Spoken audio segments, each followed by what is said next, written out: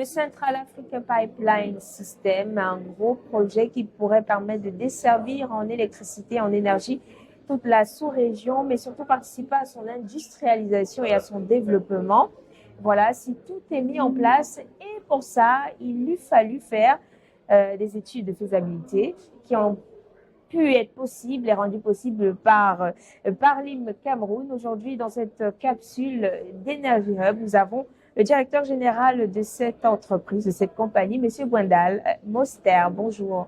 Bonjour. C'est un plaisir pour nous de vous avoir aujourd'hui. Plaisir partagé. Alors, vous êtes l'un des sponsors officiels de cette édition du Central Africa Business Energy Forum qui se tient ici à Libreville au Gabon. Quels sont les enjeux de votre participation à une initiative pareille? Alors les enjeux de notre participation, Parlim avant tout c'est un groupe d'ingénierie, on est ce qu'on appelle un contracteur EPC, c'est-à-dire on réalise des projets depuis la conception jusqu'à la réalisation.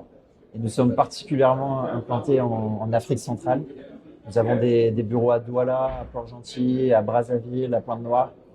Et donc dans le cadre de cette implantation, nous avons eu à former beaucoup de collaborateurs, à participer à des grands projets d'envergure dans le domaine du stockage, du transport.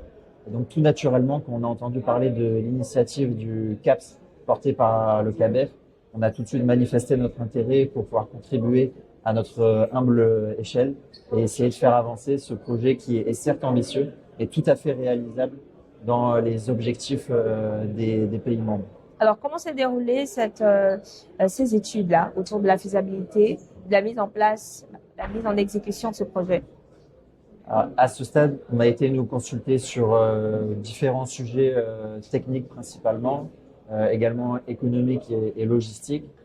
Au stade de l'étude de faisabilité, le challenge est tout d'abord de quantifier les ressources dont on dispose et ensuite de voir qu'est-ce qu'on veut en faire. Dans le domaine du gaz, ça va consister tout simplement à identifier les points de production, voir dans quelle mesure ensuite on peut traiter ce gaz et ensuite le valoriser.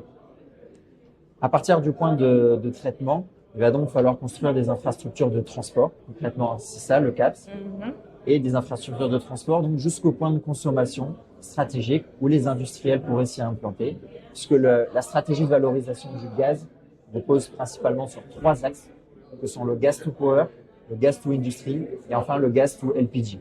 Quelles sont vos perspectives par rapport à ce projet-là? Les perspectives maintenant pour ce projet, et donc pour que ce projet avance, c'est qu'il y a un engagement fort des différents États et également un début de financement.